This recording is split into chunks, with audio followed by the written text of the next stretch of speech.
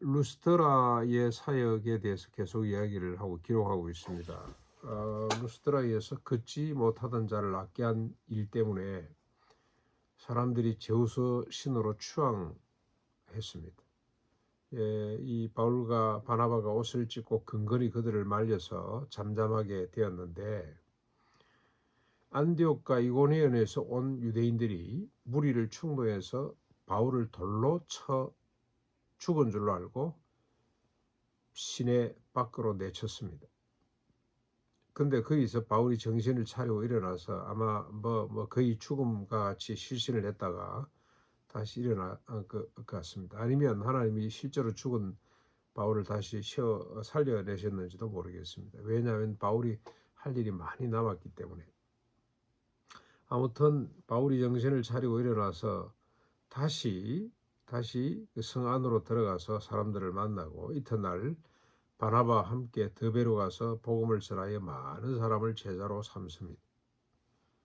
그리고 다시 루스드라 이고니온을 거쳐 안디옥 비시디안의 안디옥으로 돌아가서 제자들을 믿음 안에 있도록 격려하고 말합니다. 우리가 하나님의 나라에 들어가려면 많은 환난을 겪어야 할 것이다. 그리고 각 교회 장로를 택하여 금식 기도하며 그들을 주께 위탁하고 비시디아를 지나 밤빌리아에 이르러 버가에서 또 말씀을 전하고 아달리아로 가서 거기서 배 타고 자신들을 파송한 안디옥 교회, 수리아 안디옥 교회로 다시 돌아가게 됩니다. 쭉 이렇게 죽음의 고비를 넘기고도 그 지역을 돌아서 복음 전하고 격려하고 위로하고 자기를 파송한 안디옥 교회로 다시 돌아가게 됩니다. 돌아가서 안디옥 교회에서 27절 28절에 그동안 하나님이 행하신 모든 일과 하나님이 이방인들에게 믿음의 문을 여신 것을 보고합니다.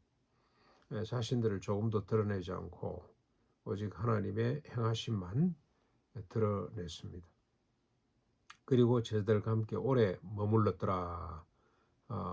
그들이 쉼을 얻고 교제하면서 쉼을 얻었다고 보시면 되겠습니다. 참 이게 아름답죠. 안디옥 교회가 아름답고 파송하고 다시 이게 시간이 얼마나 걸렸는지는 잘 모르겠습니다만 오랜 시간 동안 1차 전도 여행을 선교 여행을 마치고 돌아온 이 바울과 바나바를 따뜻이 환대하고 그들에게 힘을 제공하고 또 그러면서 하나님이 행하신 큰 일들로 인해서 기쁨이 배가 되는 이런 아름다운 동력의 관계, 아름다운 선교의 모습을 보게 됩니다. 이 선교사님들이 오면 이렇게 참 환대해야 되는데 그러지를 못해서 너무 안타까웠던 적이 참 많습니다. 쉴 수 있는 공간도 제대로 마련해 주지도 못하고 또 매주 안 만났겠습니까, 이 사람들.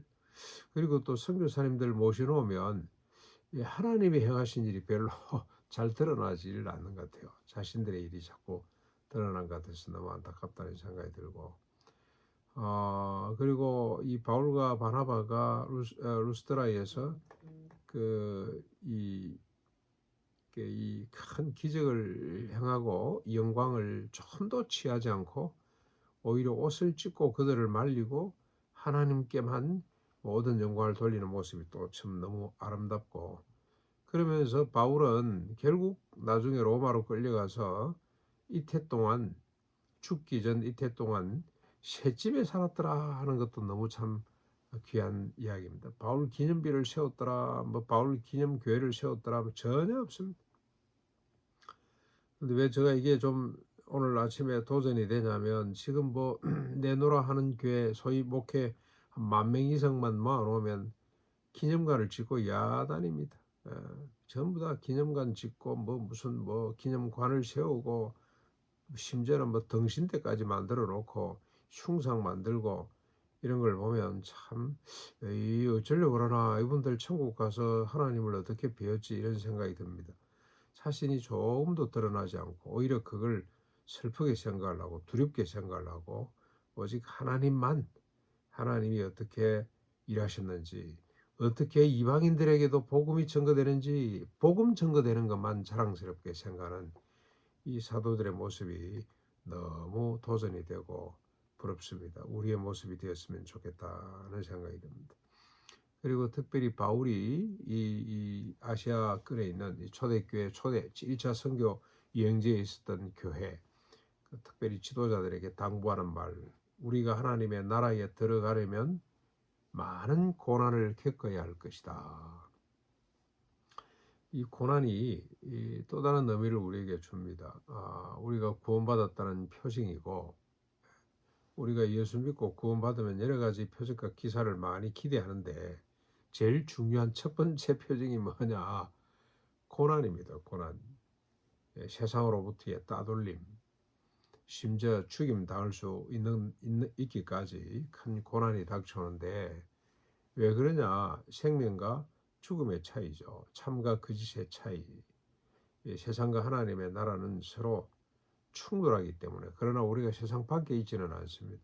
세상 안에 있으면서 생명을 퍼뜨리는 자들이죠.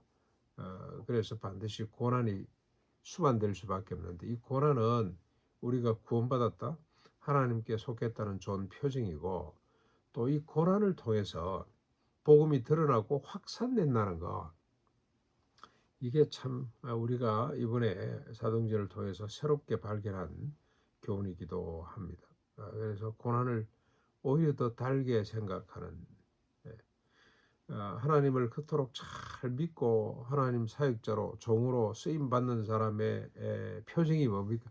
셋집에 살았더라. 셋집에. 세상에 자기 집을 갖고 사는 사람보다 셋집에 사는 사람들이 훨씬 더 많은데, 그들에게 얼마나 위로가 될 것이며, 세상에 뭔가를 갖는 것, 그걸 우리가 복이라고 생각하는데 그게 아니고 존재하는 거죠. 존재하는 거. 소유가 아니고 존재. 우리가 목사들이, 예수 믿는 사람들이 말을 자주 해야 되는데 우리가 잘 안 하니까 일반 철학자, 사회학자들을 통해서 이런 이야기를 하는 것 같습니다. 존재가 중요한 것이지 소유가 아닌데. 근데 그냥 존재하는 것이 아닙니다.